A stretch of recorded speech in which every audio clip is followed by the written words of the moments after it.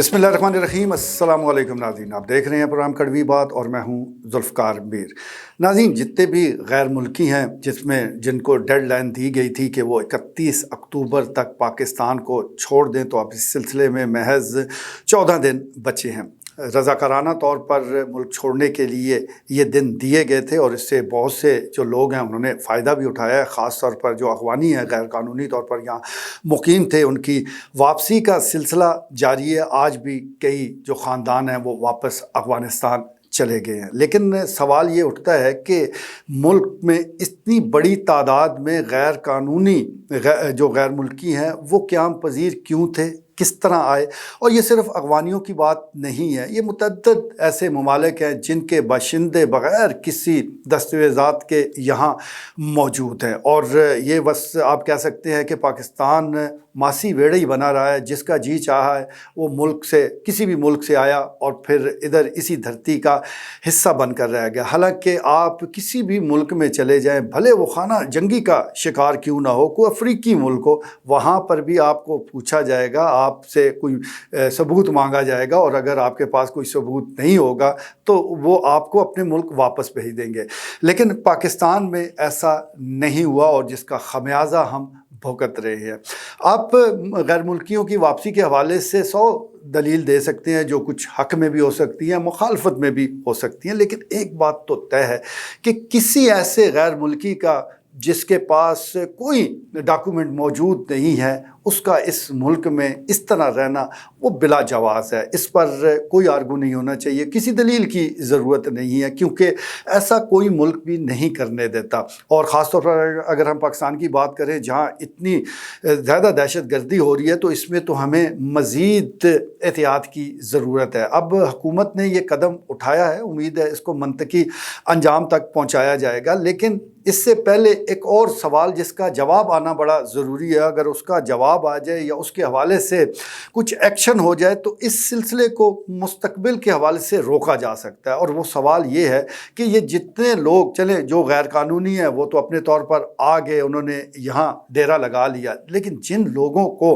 Pakistani शनाख्ती card बना कर दिए गए वो लोग कौन थे? नादरा की वो कौन सी काली भेड़ें हैं कि जिन्होंने गैर मुल्कियों को गैर कानूनी तौर पर पाकिस्तान का शहरी वो शो भी किया, साबित भी किया, उनके हाथ में पाकिस्तानी शनाख्ती कार्ड थमा दिया, जिसकी बुनियाद पर उन्होंने पासपोर्ट हासिल किए, वो बाहर गए तो उनकी शनाख्त पाकिस्तानी की थी। अगर वो फिर किसी जुर्म में मुलव्वस हुए तो बदनाम कौन सा मुल्क हुआ?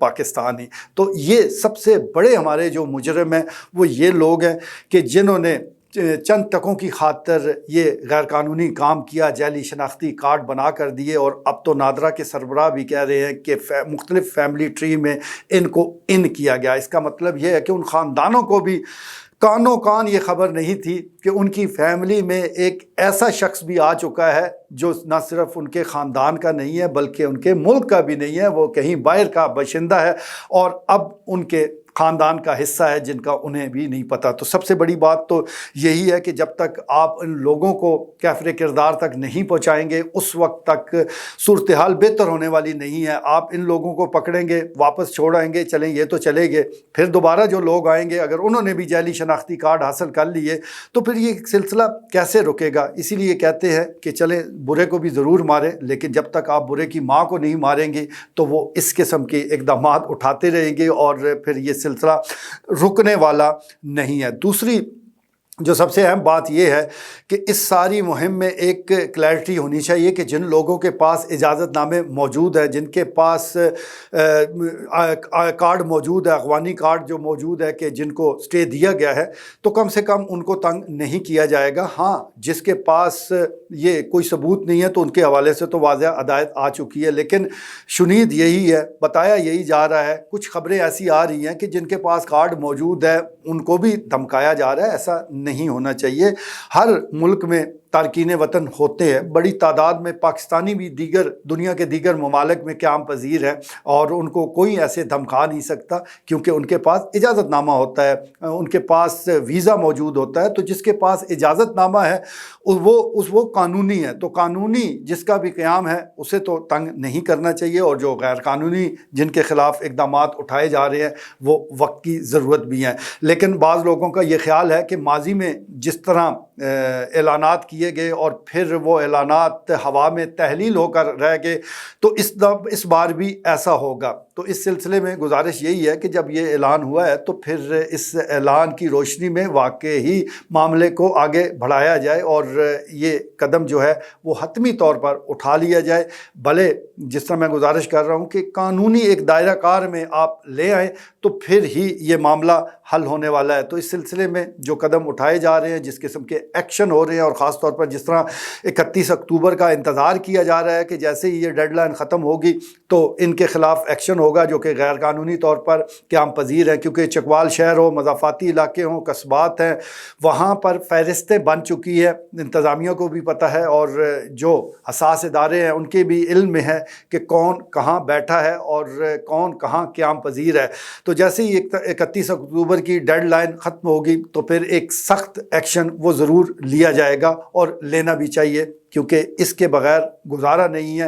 جو لوگ بھی ویزے پر آئے یا ویزا ایکسپائر ہوئے، سالوں گزر گئے، کسی نے مڑ کے پوچھا نہیں کہ بھائی آپ نے اس ویزے کو کوئی ایکسٹینڈ کروایا ہے، کوئی ایسا کام کیا ہے، تو ایسا ہرگز وہ نہیں ہونا چاہیے۔ امید کرتے ہیں کہ اس ایکشن کو نہ صرف منطقی انجام تک پہنچایا جائے گا، بلکہ جو قانونی طور پر یہاں آباد لوگ ہیں، وہ چاہے افغانی ہیں، چاہے کسی اور کنٹری سے آئے ہوئے ہیں، ان کو تنگ نہیں کیا جائے گا۔ ان کا جو ایک اجازت نامہ ہے اس کو احترام دیا جائے گا، یہ بھی بہت ضروری ہے۔ جس طرح غیر قانونی طور پر لوگ یہاں نہیں رہ سکتے، اسی طرح جو قانونی طور پر رہ رہے ہیں ان کو بھی آپ اس طرح بے دخل نہیں کر سکتے۔ تو اس مہم کو وہ کوئی بھی اپنی کمائی کا ذریعہ نہیں بنائے گا۔ ایسا نہ ہو کہ 4 لوگوں کو پکڑا، 2 سے پیسے لیے، 2 کو چھوڑ دیا، اس طرح کا سلسلہ وہ ہرگز نہیں ہونا چاہیے۔ اور اس بار لگتا ہے سنجیدگی بتا رہی ہے کہ ایسا ہوگا بھی نہیں، کیونکہ جس قسم کے سخت آرڈر اوپر سے آئے ہیں